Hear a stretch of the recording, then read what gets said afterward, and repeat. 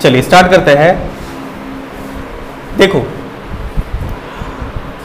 पिछले क्लास में हमने सीखा है कि एवरेज वेलोसिटी, एवरेज स्पीड और मतलब स्पीड के टाइप सीखे हमने चारों तरह के, यूनिफॉर्म, नॉन यूनिफॉर्म, एवरेज और इंस्टेंटेनियस। उसी तरह से हमने वेलोसिटी के चारों टाइप देखे और एक्सेलरेशन के चारों टाइप्स देखे थे।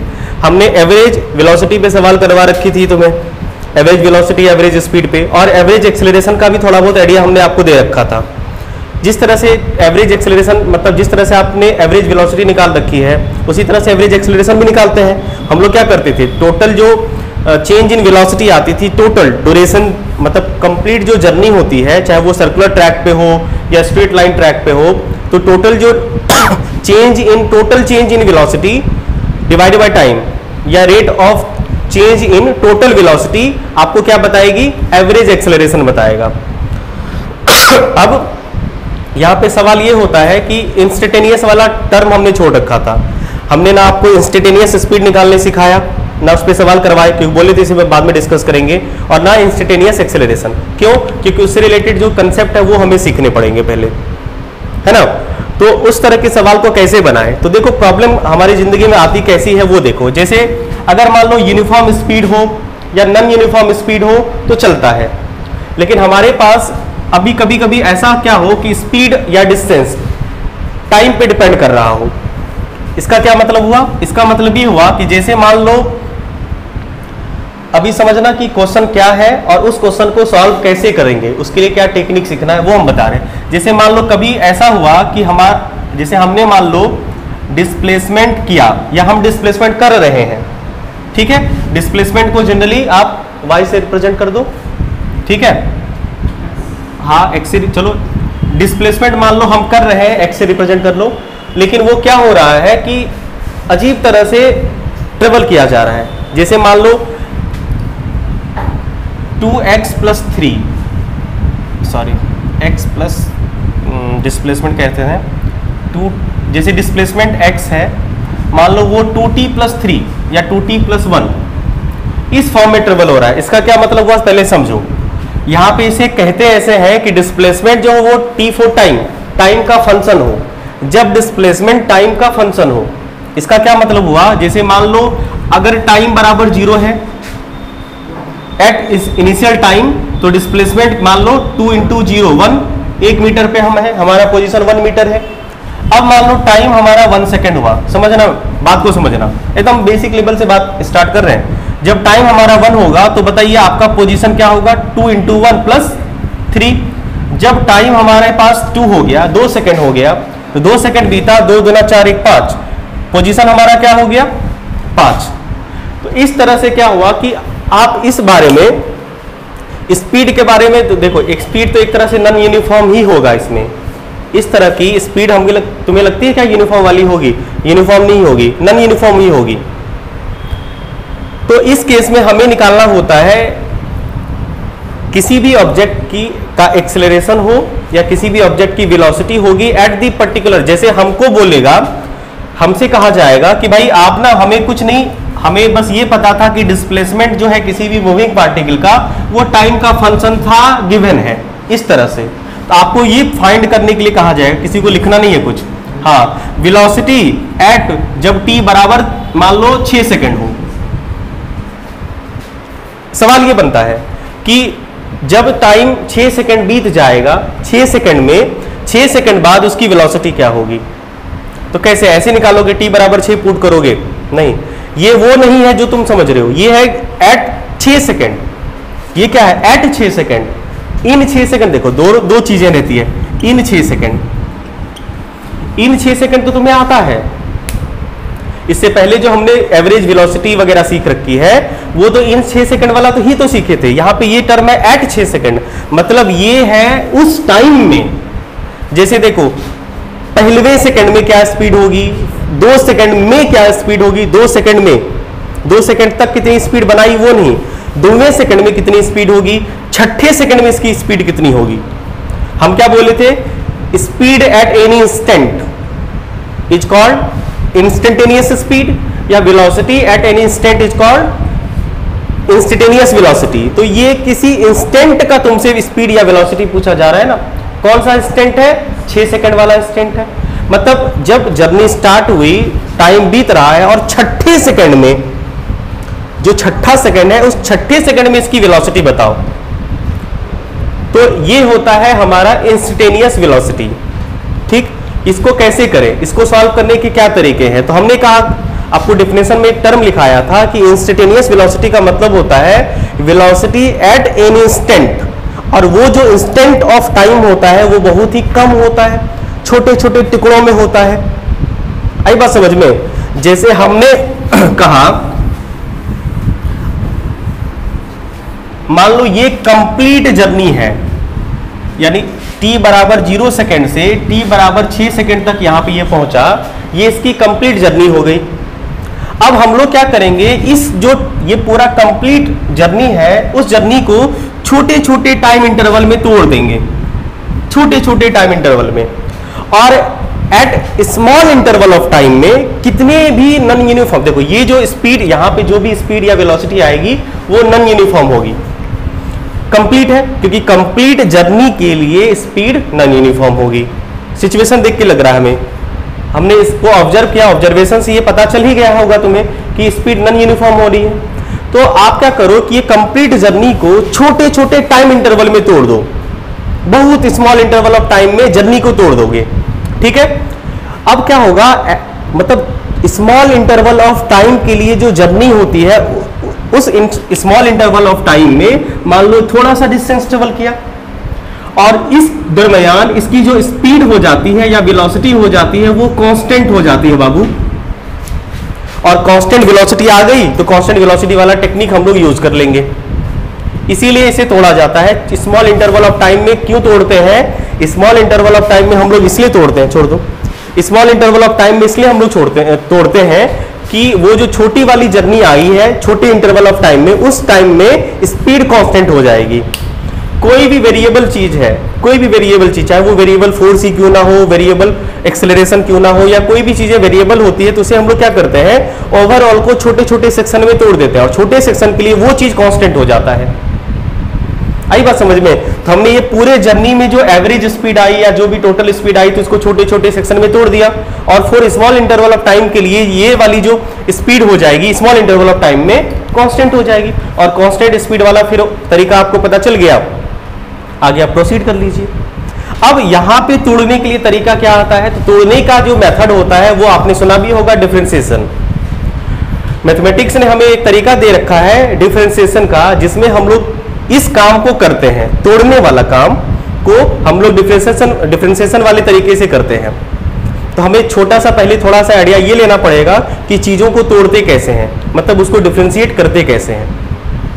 किसी भी गिवन इक्वेशन को, कोई भी गिवन इक्वेशन जो जिसमें 2 वेरिएबल इन्वॉल्व होगा, उसको हम लोग ब्रेक कैसे करेंगे, तोड़ेंगे कैसे, उसका तरीका है डिफरेंशिएशन। तो थोड़ा सा उसका कंसेप्ट आपको देंगे, उसमें कंप्लीट डिफरेंशिएशन हम लोग नहीं पढ़ने वाले हैं, जितनी आवश्यकता पड़ेगी उतनी ही पढ़ेंगे और उस पर बेस सवाल करेंगे। समझ पाए बात को? तो अभी कंप्लीट हमारा ये मोटो होगा कि आपको हम इंस्टेंटेनियस एक्सेलरेशन और इंस्टेंटेनियस वेलोसिटी समझा पाए। ठीक है, तो हेडिंग आपका वही होगा, इंस्टेंटेनियस वेलोसिटी, वेलोसिटी कहो या स्पीड कहो,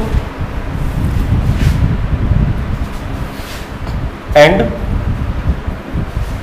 इंस्टेंटेनियस एक्सेलरेशन। ये दोनों चीजें हम लोग 2-3 क्लास, 1-2 क्लास लगेगा इसको सीखने में, सीखेंगे। ठीक है,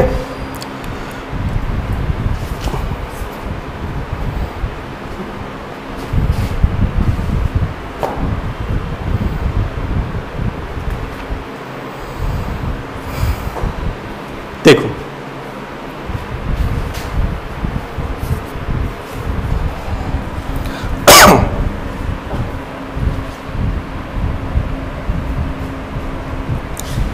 अब इसका टेक्निक हम आपको बताने जा रहे हैं, थोड़ा सा समझिएगा। ठीक है, इसको करते कैसे हैं उसको समझिए। जैसे मान लीजिए हमारे पास कोई एक वेरिएबल है जो टाइम पे डिपेंड कर रहा है। हमने क्या कहा, टाइम का फंक्शन हो सकता है, किसी भी चीज का फंक्शन हो सकता है। फिलहाल हम लोग यहाँ पे देख रहे हैं टाइम और डिस्टेंस का ले रहे हैं, ठीक है। आप टाइम और वेलोसिटी का भी ले सकते हैं, किसी का भी ले सकते हैं। तो मान लीजिए हम लोगों ने लिया कि let X be a variable, X मान लो डिस्प्लेसमेंट है, तुम इसका नाम यहाँ पे पोजीशन रखो तो डिस्प्लेसमेंट या डिस्टेंस हो जाएगा, कभी तुम इसको वेलोसिटी भी कह सकते हो तुम्हारे हिसाब से। X be a variable which changes with time, जो कि टाइम के साथ चेंज हो रहा है, ठीक है।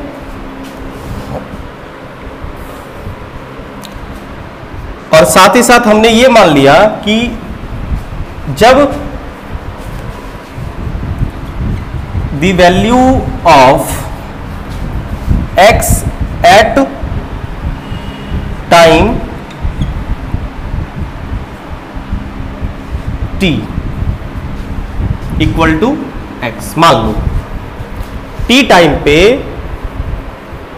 x का वैल्यू x है, थोड़ा एज्यूम्पशन है ताकि आप मैकेनिज्म को समझ पाए। हमने मान लिया कि जो x है वो t पे डिपेंड करता है और t टाइम पे x का वैल्यू, t टाइम पे x का वैल्यू x है, ठीक है। अब क्या होगा कि मान लीजिए कुछ टाइम बीता,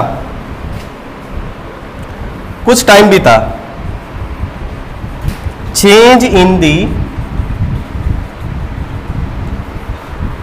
value of x in time del T, समझो, समझ पा रहे? ये डेल टी क्या है? Del T change in time है। चेंज इन टाइम का मतलब समझो, जैसे मान लो हमने 1 सेकंड में स्टार्ट किया था और 2 सेकंड बाद सिचुएशन क्या रही, तो इसके बीच का जो डिफरेंस आएगा उसको हम लोग चेंज इन टाइम कहेंगे, जिसको डेल टी से डिनोट करेंगे। तो यहाँ पे डेल टी का वैल्यू कितना हो जाएगा? 1, चेंज इन टाइम। तो डेल्टा से आपने पहले भी या कभी भी यूज किया होगा, तो डेल्टा साइन यूज करेंगे फिलहाल यहाँ पे हम लोग चेंज को बताने के लिए। क्लियर है? समझ पाए बात को? तो आप बताओ स्मॉल इंटरवल ऑफ टाइम, ये जो चेंज लेना है वो चेंज आपको इंस्टेंटेनियस के लिए काफी स्मॉल लेना है। बाद में हम बता देंगे कि ये चेंज जो होगा ये डेल टी काफी स्मॉल होना चाहिए। तो स्मॉल चेंज इन टाइम में थोड़ा सा ही चेंज आएगा एक्स में, तो x में कितना चेंज आया? मान लेते हैं डेल x। नहीं समझे बात को? जैसे मान लो, जैसे इनिशियल और फाइनल बोलते हो ना बाबू, हम लोग यहाँ पे बस चेंज को ले रहे हैं। जैसे मान लो x बराबर जब t टाइम था, जब टाइम t था तो पोजीशन हमारा x था, मान लो वैल्यू ये था। अब मान लो t डैश हो गया, टाइम t डैश हो गया, तो x मान लो x डैश आ गया, तो इसके बीच का डिफरेंस को हमने डेल टी कह दिया और इसके बीच का डिफरेंस को डेल एक्स कह दिया। तो डेल टी टाइम में पोजीशन में डेल एक्स का चेंज आया या एक्स में डेल एक्स का चेंज आया। समझ रहे हैं बात को? तो हम लोग यहां पे ये बात लिख सकते हैं आराम से कि change in the value of X in del T time में कितना? डेल टी टाइम में डेल एक्स का चेंज आया। क्लियर है? In short interval of time में बहुत ही कम चेंज आएगा एक्स में। Very good. तो अब हम लोग क्या करते हैं, लिखते हैं इसे average rate of change in X in time del T, in time del T.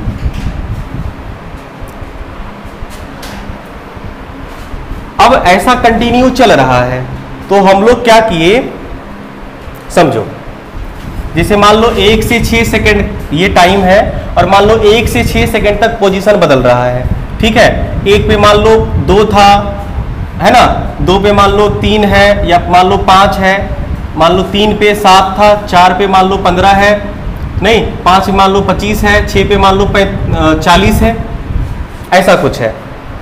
तो हमने क्या किया, इसके बीच ये तो बहुत बड़ा बड़ा टाइम इंटरवल लिया है हमने। आप ये सोचो कि ये है 1 सेकेंड और 1 सेकेंड और 2 सेकेंड के बीच का टाइम, तो ये 0.1, 0.2, 0.3, 0.4, 0.5, 0.6 ऐसा कुछ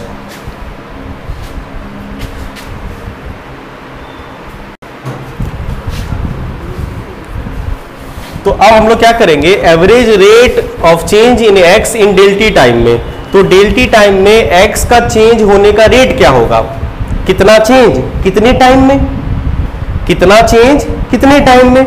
तो बताइए कितना चेंज डेल एक्स का चेंज आया कितने टाइम में, डेल टी टाइम में, बोलो। ये क्या है, ये एवरेज रेट ऑफ चेंज बताएगा, किस में, एक्स में। एक्स में किस रेट का चेंज हो रहा है, मतलब चेंज किस रेट से हो रहा है in duration of short time.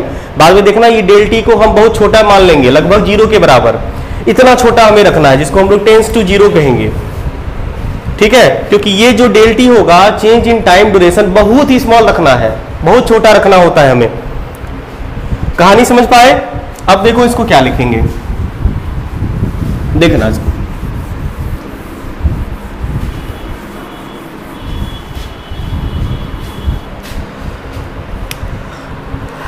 अब हमें क्या करना है, as del T tends to 0।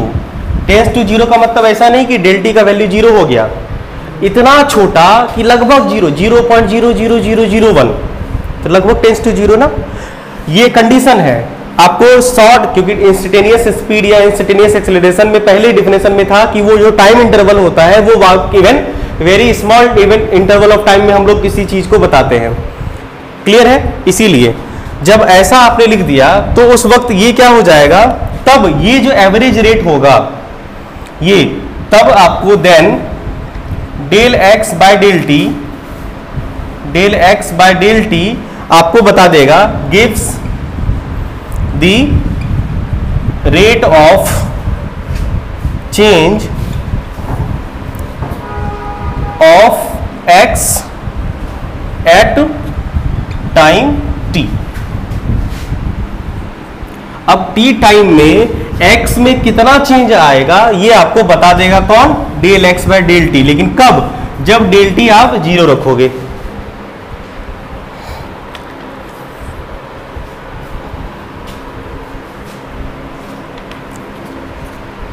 जब आप इसे डेल टी को 0 रखोगे, ये छोटी सी कहानी है। अब देखो इसी को लिखने का ट्रेडिशन वे क्या है, ट्रेडिशनल मेथड क्या है वो समझो। इसको लिखते कैसे हैं या हम लोग लिखेंगे कैसे, पूरी कहानी बार बार थोड़ी कॉपी पेस्ट करना है हमें इसको लिखना है। तो इसको लिखने का तरीका ये होता है कि del X by del T से हमें क्या पता करना है, rate of change in X पता करना है। नहीं तो ये क्या बताएगा, ये बता, इसी डेल को हम लोग ऐसे लिखते हैं D X by D T. D X by D T ये क्या बताएगा, चेंज इन एक्स, नहीं dx बाई dt को कहते हैं rate of change of x। Rate of, rate मतलब डिवाइड बाय टाइम, रेट का मतलब बाय टाइम होता है, तो टाइम के रिस्पेक्ट में x में क्या चेंज आएगा, तो इसको ऐसे लिखा जाता है, ठीक। और ये बताता क्या है आपको, this is rate of change of x in t, in नहीं at, rate of change of x at time t, in नहीं एट। इनकी तो बात हमें करनी नहीं, हमें तो एट की बात करनी है। लेकिन यहां पे कंडीशन क्या है, ये आपको हमेशा ये नहीं बताएगा, ये तब बताएगा जब डेल टी टेंस टू 0 हो। इसको हम लोग कहते हैं लिमिट लगा देना, लिमिटेशन, एक तरह से लिमिट लगा देना। इसे देख के घबराने की कोई आवश्यकता नहीं, ये तुम्हारी जिंदगी पे कोई खास प्रभाव नहीं डालने वाला अभी तत्काल। अहमियत इसका भी है, लिमिट अलग अलग होता है, हमें उनको नहीं पढ़ना, वो मैथमेटिक्स में आप लोग पढ़िएगा, सीख ही जाइएगा। फिलहाल आप ये समझ लीजिए, ये del X by del T हमें rate of change of X at time T तब देगा जब डेल टी टेंस टू 0 होगा। तो ये लिमिटेशन हो गया एक तरह से, इसलिए हम लोगों ने यहाँ पे लिमिट लगाया, LIM मतलब लिमिट को शॉर्ट में लिखे हमने। ये है लिखने का तरीका, ये जो वे है इस वे को हम लोग फॉलो करेंगे लिखने के लिए, ठीक है। अब इसमें जो टर्म इन्वॉल्व हुआ है, हम डायरेक्ट ये लिख सकते थे और हमें लिखना ही चाहिए था, लेकिन यहां पे हमें ये बताना जरूरी था कि ये डेल एक्स का क्या सेंस है, डेल टी का क्या सेंस है, डेल टी टेंस टू 0 का क्या सेंस हुआ और ये हमें देगा क्या। इसलिए पूरी कहानी आपको शुरू से बतानी पड़ी, ठीक है, छापा सबने, छापा सबने। अब आइए वेलोसिटी और एक्सेलरेशन पे बात करें। छाप लिया? आराम से सीखो, थोड़ा टाइम लगेगा, कोई दिक्कत नहीं है, कोई जल्दी नहीं है। 2 टाइम कर दिए हैं, और भी अच्छा हो जाएगा, आपका सिलेबस जल्दी खत्म हो जाएगा। ठीक है। अब मान लो जैसे हमने एक जर्नी सेलेक्ट करनी है, ये वाली, ठीक है, ये पोजीशन है, 0 से स्टार्ट हुआ और ये मान लो x जा रहा है, ठीक है। तो हमने क्या किया, ये x मान लो वो वाला x है जिसकी तरफ हमें जानी है, पोजीशन वाला एक्सिस है ये, इस एक्सिस पे पोजीशन इंडिकेट किया जाएगा, ठीक है। तो हमने क्या माना था, हमने माना था कि एट t, यानी कि इसका पोजीशन x होगा कब, जब टाइम t होगा। बोलो कोई दिक्कत? अब मान लो ये p पे था, एट टाइम t पे, at time t, in time t नहीं, बोल रहे ना, ये वाली कहानी पूरी एट की होगी, पूरी कहानी एट की होगी, इन की कहानी नहीं होगी। इन मतलब कंप्लीट होता है, कंप्लीट तो हमें पता ही है, total distance travel in total time taken, तो ये इन टोटल टाइम टेकन वाला इन होता है।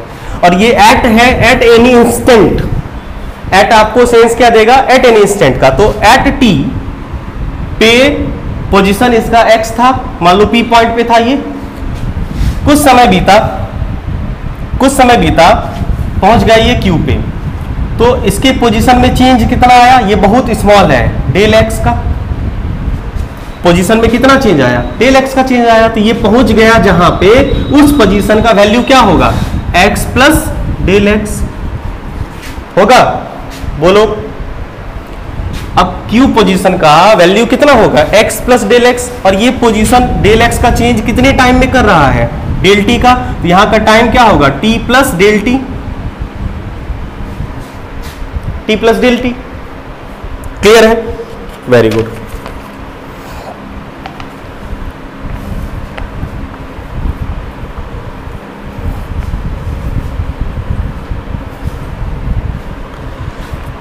अब देखो जरा ये छापा कहानी, देखो ये कहानी है क्या कि मान लो हमने एक पार्टिकल माना, मतलब एक पार्टिकल मूव कर रही है जिसका पोजीशन t टाइम पे x पे था, मतलब p पे था, जिसका वैल्यू x है। डेल t टाइम बाद उसमें उसके पोजीशन में चेंज आया, कितने का, डेल x का, और वो पहुंच गया q पे, तो यहां पे टाइम कितना है, टाइम हो जाएगा t प्लस डेल t, और पोजीशन का वैल्यू हो जाएगा x प्लस डेल x। बोलो ठीक है। आइए अगर हम यहां पे डिस्प्लेसमेंट निकालना चाहें इन डेल टी टाइम में, डेल टी टाइम में डिस्प्लेसमेंट कितना होगा, आपको ये भली बात ही ज्ञात है कि डेल टी टाइम में डिस्प्लेसमेंट कितना हुआ है, डेल एक्स हुआ है, दिखने से ही लग रहा है। अब इस डेल एक्स को ऐसे भी तो लिख सकते हैं ना हम लोग, देखो लिखने का तरीका देखो, इस डेल एक्स को हम लोग कैसे लिख सकते हैं, final position minus initial position, ये फाइनल है और ये इनिशियल है, इसको ऐसे भी तो लिखा जा सकता है, x plus del X minus X, एक ही तो बात है। तो इसे हम लोग ऐसे ना सोच के ऐसे सोचेंगे, सोचने का तरीका है बस।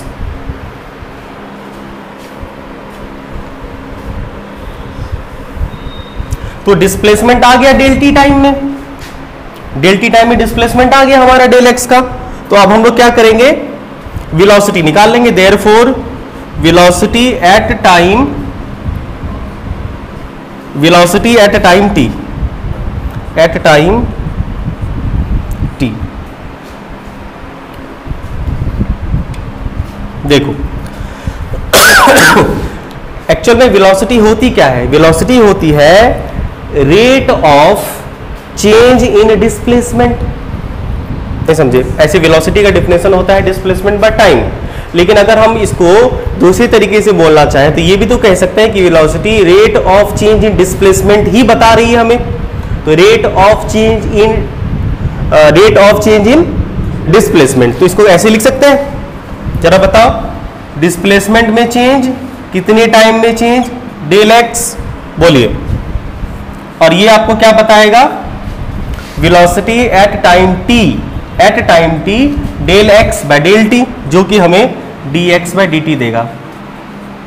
कंडीशन यहां पे क्या होगा, limit X del T tends to 0। ये चीजें हमने पहले भी लिखी थी, लेकिन वहां पे हमने ये वेरिएबल को क्लेरिफाई नहीं किया था कि वो वेरिएबल क्या है, एक्स क्या है, टी क्या है। लेकिन यहां पे हमने ये वेरिएबल एकदम कंप्लीट आपको बता दिया कि ये एक्स या डेल एक्स आपको डिस्प्लेसमेंट में चेंज बताएगा इन डेल टी टाइम में, जिसको आप D X by D T कहते हो। और इसको अगर लाइन में लिखना चाहो तो इसका लाइन क्या होगा, velocity at time T is equal to rate of change in displacement. Rate of change in displacement, ये डिस्प्लेसमेंट में चेंज के रेट को बताएगा। यही होता है वेलोसिटी एट टाइम टी।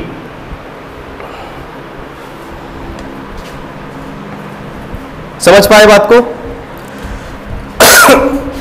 तो हमारा वेलोसिटी आ गया। एक्सेलरेशन की बात कर ही लेते, फिर दोनों सवाल साथ साथ करेंगे। अब इसी तरह से एक्सेलरेशन की बात करें तो बताओ, एक्सेलरेशन को अब पूरी कहानी नहीं समझेंगे, ये मैटर समझ गए कि velocity at time T rate of change in displacement. तो उसी तरह से अगर हम एक्सेलरेशन को बोलना चाहें, एक्सेलरेशन को नहीं कह सकते हैं rate of change in velocity, actual होता भी वही है, rate of change in velocity, लेकिन यहां पे क्या होगा, इन शॉर्ट इंटरवल ऑफ टाइम में। आइए एक्सेलरेशन को भी लिख लें, छापा इसको।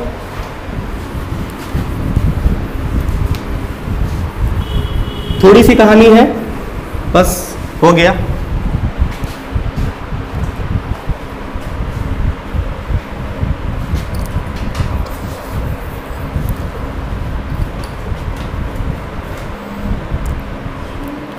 सिमिलरली कह सकते हैं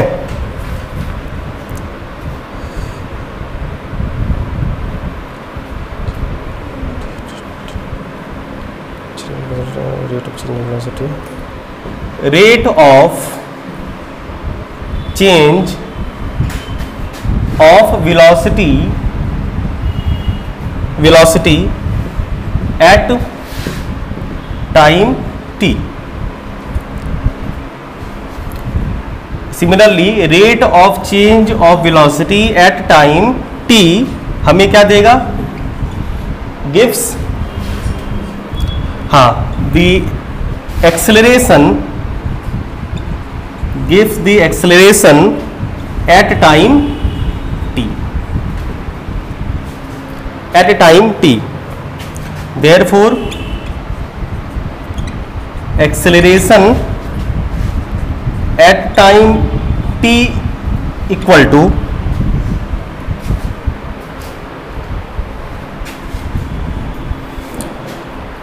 बताइए अब लिखेंगे क्या, तो लिखेंगे हम लोग क्या, डेल वी, जिस तरह से डिस्प्लेसमेंट में चेंज को डेल एक्स लिखते थे उसी तरह से वेलोसिटी के चेंज को डेल वी लिखेंगे इन डेल टी टाइम। बोलो इन, पहले लिखो मत, छाप पहले समझो, यहां पे लिखो मत, del V change in velocity rate del T time में। लेकिन कंडीशन क्या है, ये हमें तब ये एक्सेलरेशन देगा एट टाइम टी का जब, बोलो, डेल टी टेंस टू 0 हो। अब बताओ, इसको दूसरे तरीके से भी लिख सकते हैं, बोलो बाबू क्या लिखेंगे, dv by dt। Yes, dv by dt। तो ये क्या होगा, rate of change in velocity.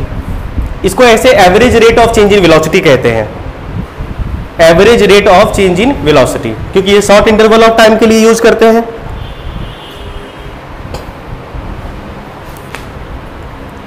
बस यही है कहानी।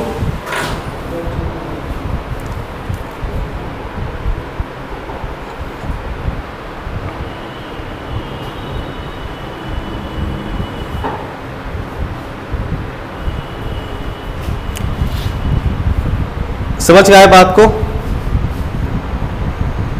अब देखो, अब हमें ये करना कैसे, इसका मैथमेटिकल, ये तो था इसका एक्चुअल मीनिंग, कहानी। अब इसको हम लोग मैथमेटिकली करेंगे भी। हाँ बाबू, हाँ ये जो dv है, नहीं ये dv है बाबू, फिर इसको हम लोग dx के फॉर्म में रिजॉल्व करेंगे, कर सकते हैं इसको देखो आपको क्या पता है कि आपको पता है कि dx/dt जो होता है वो v देता है। आई बात समझ में? फिर यहां पे हम लोग क्या कर सकते हैं, v के जगह पे क्या लिख सकते हैं, v के जगह पे dx/dt लिख सकते हैं, बाय dt लिख सकते हैं। यही पूछ रहे थे ना तुम? हाँ लिख सकते हैं ना, लिखेंगे भी, एक बढ़िया तरीका मेथड आएगा, पहले ये तो सीख लें, ये भी हम बताएंगे आपको इसको करते कैसे हैं। आइए अब देखो ये dv/dt करने के तरीके क्या है।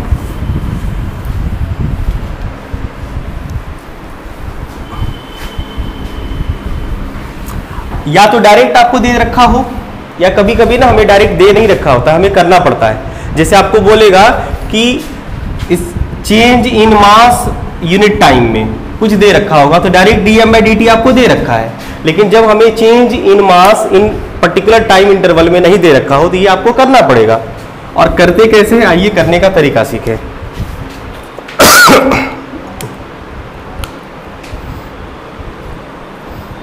ठीक है,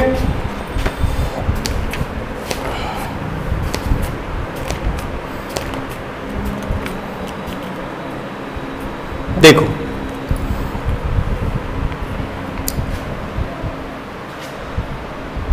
अब इसको करने के तरीके क्या है, मेथड क्या है वो समझो। जहाँ तुम रूल ऑफ डिफरेंशिएशन कह सकते हो।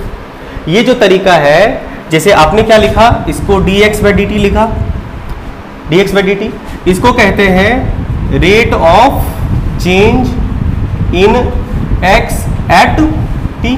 लेकिन कब, जब ये dt टेंस टू 0 हो, है ना, ये dt नहीं है एक्चुअल में, ये तो फिर डेल t वाला आया, और डेल t टेंस टू 0 होगा तो ये बातें लिखी जाती है।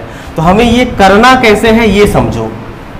मान लो कोई भी फंक्शन हुआ, कोई भी इक्वेशन है, जनरली ये तभी किया जाता है जब आपको कोई इक्वेशन के फॉर्म में हो। स्टार्टिंग में भी हमने आपको कहानी बता रखी थी, ये कहानी वैसे ही एप्लीकेबल होती है। जब समझो व्हेन, मान लो कोई फंक्शन है आपको जिसका वैल्यू है, मान लो एक y है जो इस फॉर्म में है, x⁴n के फॉर्म में। अब ये y डिस्प्लेसमेंट भी हो सकता है, कुछ भी हो सकता है, कोई वैल्यू हो सकता है, कोई वेरिएबल हो सकता है जो x पे डिपेंड कर रहा है। तो दो वेरिएबल है ना सर यहाँ पे, जैसे बोलोगे सर x और आप बताइए t पे पावर 2, बिल्कुल आई बात समझ में। तो अगर मान लो कोई भी ऐसा फंक्शन हो, ये n कांस्टेंट है, कोई भी पावर होगा, पावर 0 पावर 1 कुछ भी हो सकता है, नेगेटिव पॉजिटिव कुछ भी हो सकता है। तो इसका हम लोग ये वाला जो फॉर्म लिखते हैं, समझिएगा इसका ये वाला फॉर्म, तो आप क्या करेंगे, dy/dx, dy/dx तुम्हें करना पड़ेगा। जैसे हमने क्या लिखा, जैसे मान लो हमने x लिखा और x बराबर t पे पावर, समझना t पे पावर मान लो 2 है, ये मान लो पावर से कोई तुम्हें मतलब नहीं रखना है। अब हमें क्या करना है, dx/dt लिखना है ना सर।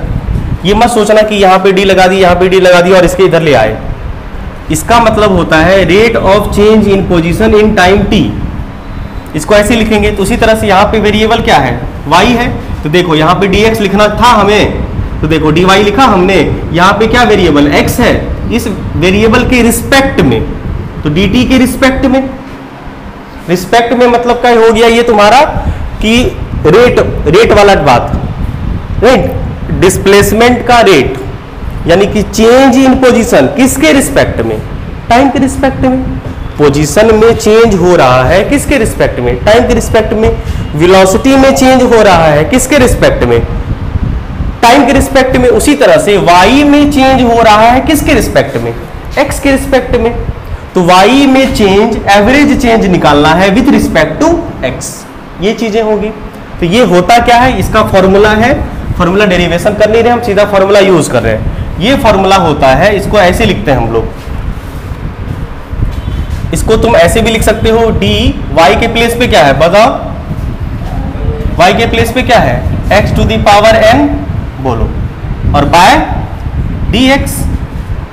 अब एक्स कटा मत देना, ये जो d, सुनो कुछ बच्चे के साथ ये भी कंफ्यूजन है कि ये d मल्टीप्लाइड बाय x है। हमने कहा था कि ये d मल्टीप्लाइड बाय x नहीं है, ये चेंज इन x को बता रहा है बाबू। ऐसा नहीं कि d से d कट गया, x से x कट गया। समझ रहे हो बात को? छोटी छोटी कंफ्यूजन रहती है बच्चों में, पहली बार सीख रहे हो इसलिए छोटा छोटा बात बताना पड़ रहा है। अब इसको ये लिखने के तरीके हो गए, लिख दिए। सॉल्व करें इसे कैसे? इसके सॉल्व करने के सीधी से फॉर्मूले होते हैं। क्या करना है आपको? कुछ नहीं करना है। n जो भी पावर है वो यहाँ पे आ जाएगा, मल्टीप्लाइड होगा, और ये सॉल्व होके n x सॉल्व होके n माइनस 1 हो जाएगा। बस ये आपको याद रखना है। ये होता कैसे है? बड़ी लंबी चौड़ी कहानी है, गणित में वैसे आपको ये कंप्लीट पढ़ना ही है। ये चीजें आपको ध्यान में रखनी है। ये करते ऐसे हैं, हमको अभी तत्काल इतने पे ही काम करना है। कोई साइन थीटा कॉस थीटा वाला का नहीं सीखना है हमें। इसी पे हमें फिलहाल काम करना है, इसी पे प्रैक्टिस करने, इसी पे सवाल करने हैं।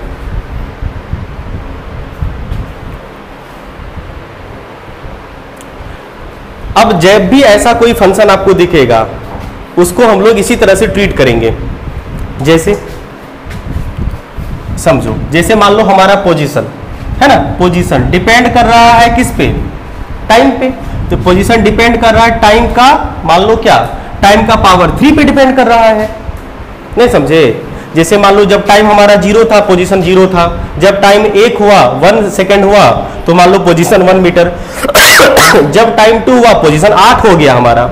जब टाइम 3 हुआ, पोजीशन 27 हो गया हमारा। तो ये पोजीशन पे डिपेंड कर रहा है।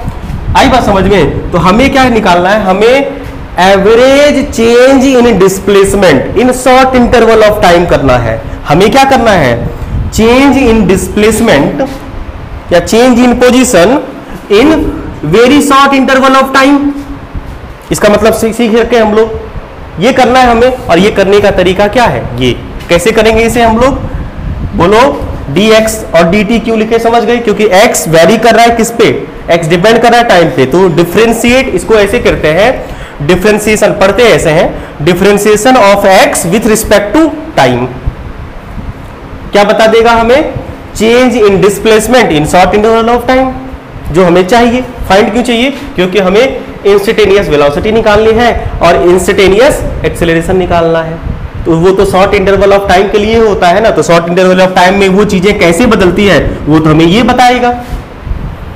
समझ रहे हैं? ये कहानी पता चलेगी। तो आइए इसे करें। अब देखो, dx के बदले क्या लिखोगे? x के प्लेस पे t पे पावर 3 बाय dt। समझ गए बात को?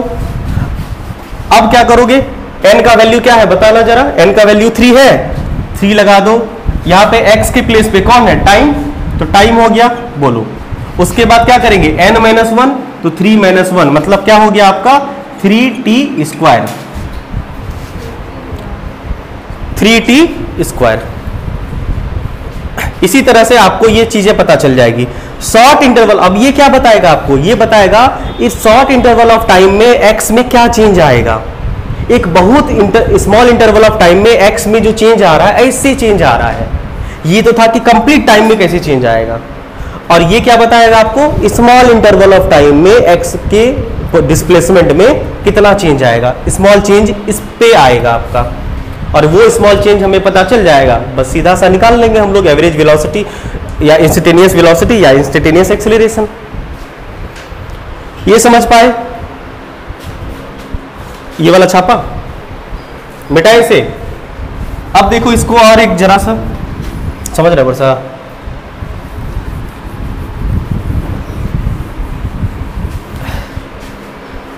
नहीं खुला, कोई बात नहीं।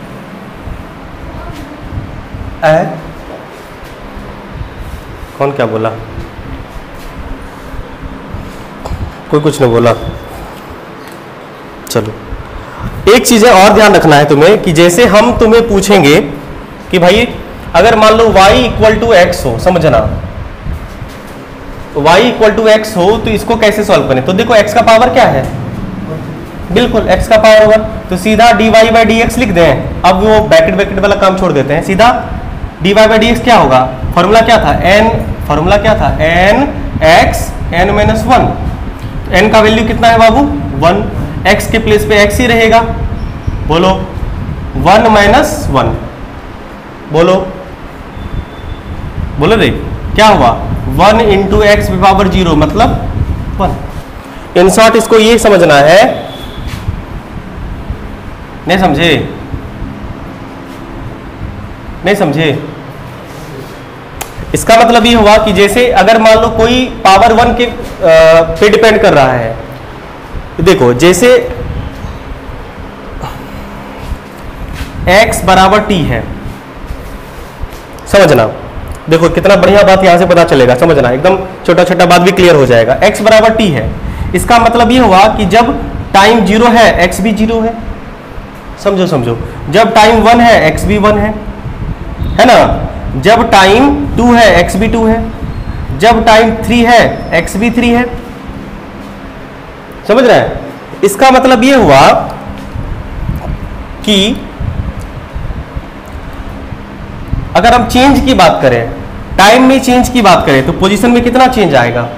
देखो ये मान लो बहुत स्मॉल ही लिया है हमने जानबूझ के, ताकि आपको समझ में आए, जानबूझ के स्मॉल को बड़ा कर दिया, स्मॉल को बड़ा कर दिए, तो टाइम में चेंज कितना हुआ है 1। देखो पोजीशन में कितना चेंज हुआ है 1, टाइम में कितना चेंज हुआ है 1, पोजीशन में चेंज कितना हुआ है 1, टाइम में कितना चेंज हुआ है 1, पोजीशन में चेंज कितना हुआ है 1।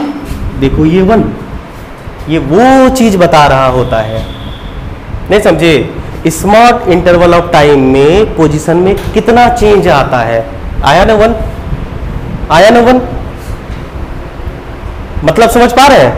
छोटी छोटी चीजें हैं जिसको आपको समझनी है, मीनिंग समझना है, कर क्या रहे हैं हम लोग, क्लियर है? बढ़िया। तो अब आप डायरेक्ट y बराबर x हो तो dy बाई डी एक्स कितना होगा 1 होगा, तरीका वही है, मैं चलेगा। जैसे मान लो हमने आपको कहा, जैसे हमने मान लो आपको कहा कि y बराबर ना 1 बाई एक्स है, तो बताइए dy बाई डी एक्स क्या होगा? अरे पांडे जी नहीं करते हैं ऐसे, नहीं होगा, डिफरेंशिएशन है ये, कहाँ खोया हुआ है? ln x होता है, ln x होता है, -1 बाई एक्स स्क्वायर होता है।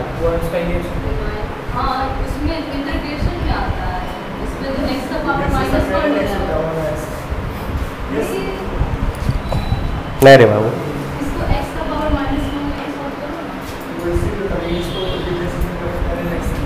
वो वैल्यू ln x होगा जब दूसरा वाला कहानी, उसका एप्लीकेशन दूसरा जो होगा, यहाँ पे उसका एप्लीकेशन ln x वाला नहीं होता है, कब आता है? उसमें 1 बाई एक्स का इंटीग्रेशन log x होता है, इंटीग्रेशन ना, इंटीग्रेशन ना, इंटीग्रेशन ना, अपोजिट होता है ना, बिल्कुल अपोजिट होता है। देखो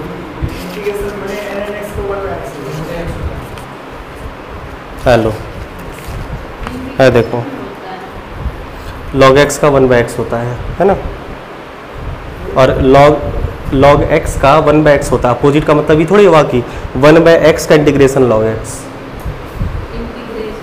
और log x का डिफरेंशिएशन 1 बाई एक्स।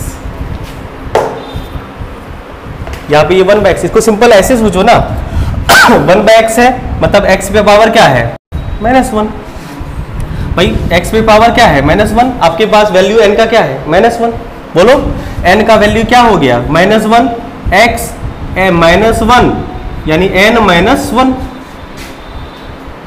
अब बताओ क्या होगा -x टू दी पावर -2। अब आपको आपने बचपन से सीख रखा है कि अगर a टू दी पावर -1 हो उसको 1 बाई a लिखते हैं, मतलब 5 पे पावर -1 हो तो 1 बाई 5 लिखते हैं, 5 पे पावर -2 हो तो 1 बाई 5 पे पावर 2 लिखते हैं। बताओ x पे पावर -2 है, माइनस तो रहने दो, नहीं माइनस इसको लिख सकते हैं 1 by X to the power 2, किसको x पे पावर -2 को, x पे पावर -2 को 1 by X to the power 2 लिख सकते हैं ना, माइनस था माइनस लगा रहेगा, कोई दिक्कत नहीं समझे। अब ये चीजें बार बार करेंगे नहीं हम, ये जो टर्म आएगा ये टर्म आप डायरेक्ट करिएगा प्लीज, पहले बता रहे हैं इसलिए ये छोटा छोटा बात पहले बता रहे हैं, ये टर्म जब आएगा तो डायरेक्ट ऐसे ही करना है -1 बाय एक्स स्क्वायर, अगर भूल गए तो तरीका आपको पता है।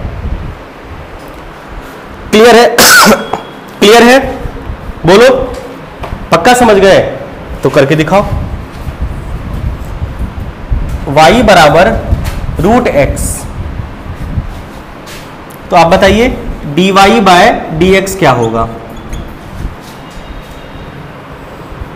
क्या नूरेज, नाम सही बोले इस बार? गलत था क्या नाम? नूरेज ना, देखो याद हो गया हमको, सरताजो याद हो गया, रिवीजन का चीज़ है।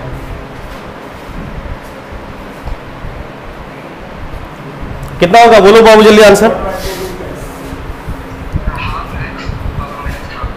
हाफ एक्स, ऐसे बोलोगे तो डर जाएंगे। Half x power minus half सही होगा। बढ़िया वाला बोलो ना, अच्छा वाला, सुनने में अच्छा लगे। हाँ हाँ हाँ,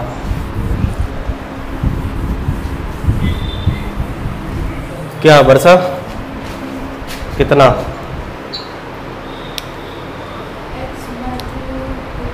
हाँ तो उसको बढ़िया फॉर्म में लिखेंगे। ऐसे देखो तो क्या देखो, इसका मतलब हुआ x पे पावर 1/2। नहीं मतलब तो साफ है ना, स्क्वायर रूट है, पावर 1/2। समझ रहा है? बोलोगे तो सर नहीं समझ रहेंगे, बोलेंगे है ना। अब बताओ तो अब क्या होगा, dy बाय dx करोगे किसका, n के वैल्यू, n की जगह पे क्या है 1/2, तो n x n माइनस 1, तो 1/2 रहा, x पावर 1/2 में से ये गया तो माइनस 1/2 हुआ। अब बताओ 1/2 को ऐसे ही रहने दो और x को क्या लिख सकते हैं, माइनस हटा के x पे पावर 1/2। बोलो, इसको ऐसे भी लिख सकते हैं 1/2। बोलो, x पे पावर 1/2 को रूट x नहीं लिख सकते हैं? लिख दिए, तो सीधा इसको लिख दीजिए 1/2 रूट x, ऐसे लिखेंगे। ऐसा ही आया, इसको ऐसे ही लिखना है। समझ पा रहे हैं प्यारे बच्चों?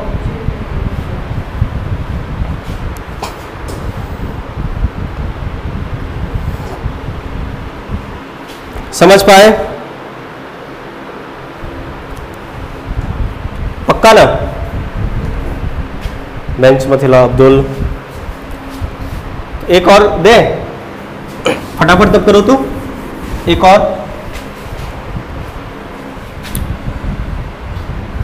y इक्वल टू 1/x पे पावर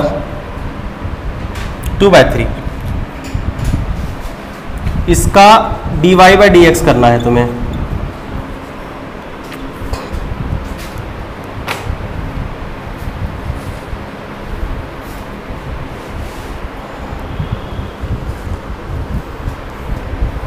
एक दिन और समय लगेगा इस पे, इक्वेशन बताना है, इक्वेशन पे क्वेश्चन करवाना। ठीक,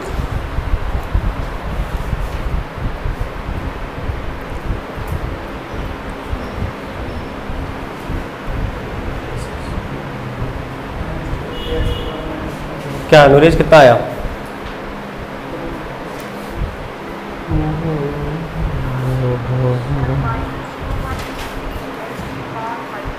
हाँ ठीक, ठीक है।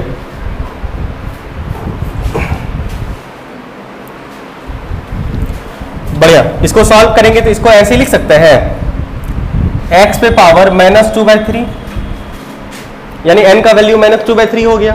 नहीं तो -2/3 x n, n की जगह पे -2/3 और -1 करना है, बस बात खत्म। जब आप इसको सॉल्व करिएगा तो -2/3 एज इट इज रह जाएगा और x पे पावर कितना हो जाएगा, -5/3। अब -5/3 को नीचे भेज दो, माइनस हटा दो, तो ये कितना हो जाएगा, ये हो गया आपका -2/3 इंटू x पे मतलब 1/x पे पावर, ऐसे बोलोगे x पे पावर 5/3, ये हुआ ना, और यही हो गया आपका आंसर।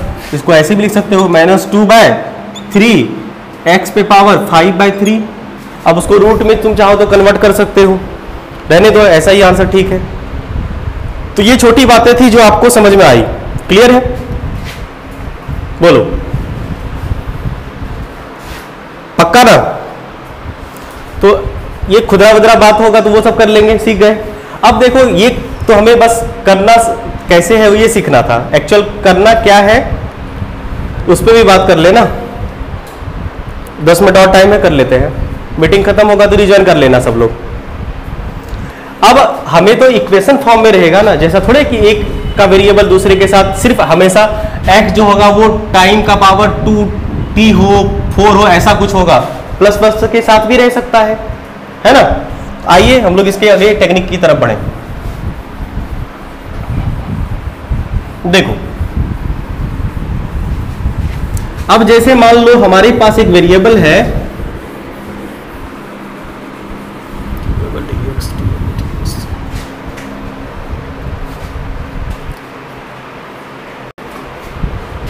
आइए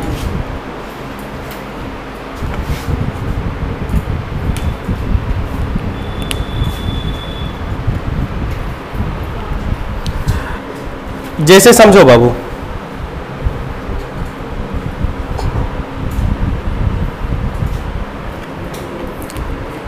देखो इसके कुछ रूल्स हैं वो तुम्हें समझने हैं, ठीक है। इसके कुछ रूल्स को समझने हैं। इसमें जो पहला रूल है वो समझो कि अगर ऐसा कुछ हो y बराबर, अब x to the power n तो हम लोग सीख लिए हैं, अगर y बराबर कुछ ऐसा हो, कुछ कांस्टेंट हो, समझना कुछ कांस्टेंट हो, और मान लो ये कोई फंक्शन है जो u है x है, कुछ भी डाल सकते हो, समझ रहे बात को। तो उस वक्त हम लोग इसको करते कैसे हैं, तो हमें dy बाई डी एक्स करना क्या होता है, कांस्टेंट जो होगा उसको बाहर रख लेना है आपको, समझ गए, कांस्टेंट के साथ नो छोड़-छाड़, और बस आपको क्या करना है इसको डिफरेंशिएट कर देना है du बाय डी एक्स को। नोट करो, इसे बताते हैं इसका मतलब क्या हुआ, नोट करो इसको बताते हैं एग्जाम्पल से।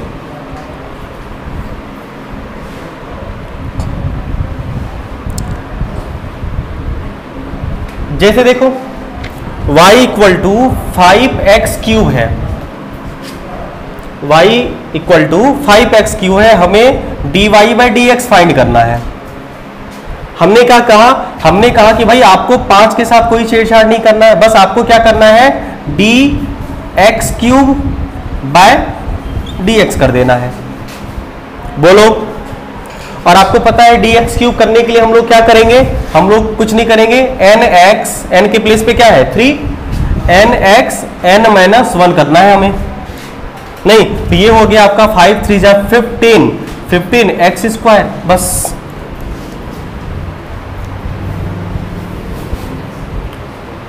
समझ पाए बाबू, जाना है बस कुछ देर रुक जाओ तब भेंट कर लेना, अब पूछना क्या बात था, काहे फोन कर रहा था, हम बिजी रहते तुमको पता ना है। समझे बात को, बोलिए। एक और एग्जांपल समझते हैं, ये मिटाए तुम लिखता है ना रे, क्या हुआ वकील, एक और समझो, समझो बाबू।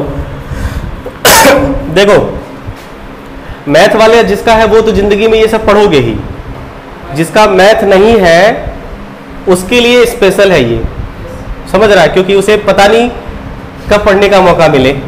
तो जो बायोलॉजी वाले हैं, और हमें लगता है कि हमारे संपर्क में मैथ वाला ज़्यादा कम है, बेवकूफ़ है ना, बायोलॉजी वाले ज़्यादा हैं मेरे सर्कल में, मतलब मेरे बच्चों में से बायो वाले मैक्सिमम है, मैथ वाले इक्का दुक्का है, बायोलॉजी वाले ज़्यादा है। इसीलिए उसको मद्देनजर रखते हुए हम ये पूरा कर रहे हैं, पूरा रूल आपको A to Z पढ़ाएंगे विद प्रैक्टिस के साथ। हमने आपको ये समय हमें आज ना कल बोले थे ना, ये समय हमें कभी न कभी तो लेना ही था, आज ले कल ले शुरू ले या लास्ट लेना ही था, तो वो टाइम लगेगा ही, 1-2 क्लास लगेगा, लेकिन ये है 1-2 क्लास करने के बाद आपके दिमाग से इसका भूत निकल जाएगा, इसकी हम गारंटी देते हैं। जिंदगी भर बायोलॉजी मैथमेटिक्स वाले बच्चे झेल लेते हैं, लेकिन बायोलॉजी वाले इसका ना dy बाई डी एक्स जिंदगी भर झेलते रहते हैं, भाई हमें नहीं आया, हमें नहीं आया, हमें नहीं आया। इसके बाद तुम ये नहीं बोल पाओगे हमें नहीं आया, हम कंप्लीट सिखाएंगे 100%, चिंता मत करो। ये बात समझ पाए तो एक करके दिखाओ बाबू, एक करके दिखाओ। y equal to y equal to 2 by x का स्क्वायर है। बोलो इसका dy बाई डी एक्स कर दो, कल सारा रूल खत्म कर देंगे। 2 रूल तो और है, एक डिवीजन का एक मल्टीप्लिकेशन का मेन।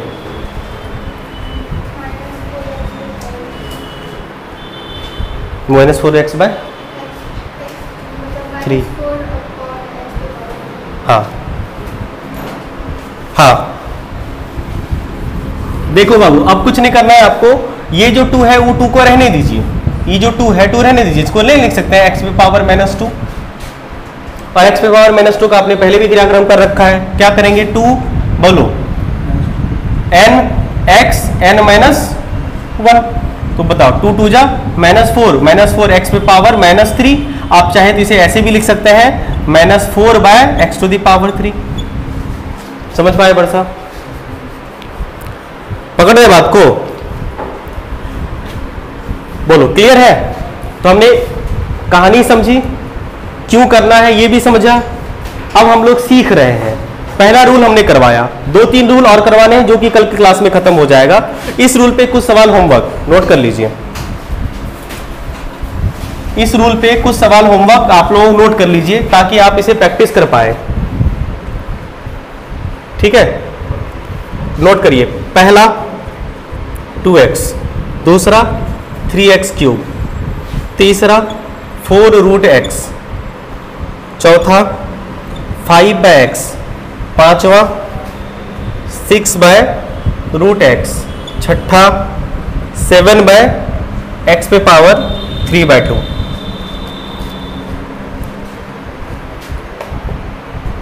चलते चलते एक और छोटी बात है, अगर y बराबर मान लो 3 हो, समझो ये समझना, बहुत काम की बात बता रहे हैं। y बराबर 3 हो तो dy बाई डी एक्स क्या होगा? dy बाई डी एक्स नहीं पता, नहीं पता, सीखते हैं। क्या हम इसे लिख सकते हैं? समझो 3 इंटू एक्स पे पावर 0, समझो लिख सकते हैं 3 इंटू एक्स पे पावर 0 लिख सकते हैं। वेरी गुड, 3 को 3 रहने दीजिए, बताइए nx n-1 लगा दीजिए। n का वैल्यू कितना है? 0 इंटू एक्स पे पावर 0-1, बोलो क्या हुआ? 3 इंटू 0 इंटू एक्स पे पावर -1। 0 से किसी को भी मल्टीप्लाइड कर दो, आगे पीछे कहानी खत्म, तो सीधा क्या होगा? इसका मतलब ये हुआ कि कांस्टेंट का डिफरेंशिएशन 0 होता है। अब मान लो y बराबर 5 लाख ही क्यों ना हो, तुम ये सोचो ना, 5 लाख को 5 करोड़, वैसे मान लो 5 लाख समोसा है और उसे 5 अरब लोगों में बांटना है, एक आदमी को कितना मिलेगा? 10⁻0 ना। इसीलिए नंबर का डिफरेंशिएशन बहुत एक नंबर हो और नंबर का एक सबसे छोटा पार्ट क्या होगा? लगभग 0 के बराबर ना। ये तो वही चीज हमें बताता है, ये तो वही चीज आता है कि उसका छोटा पार्ट का वैल्यू क्या है। नहीं समझे बात को? तो कांस्टेंट का डिफरेंशिएशन क्या होगा? 0 होगा। अगर कांस्टेंट के बाद x हो जाए तो रूल नंबर पहला जो जिस पे हम लोग सवाल कर रहे हैं, कांस्टेंट के साथ अगर कोई वेरिएबल आ जाए तो फर्स्ट रूल के अकॉर्डिंग हम लोग काम करेंगे। समझ पाए बात को? क्लियर है?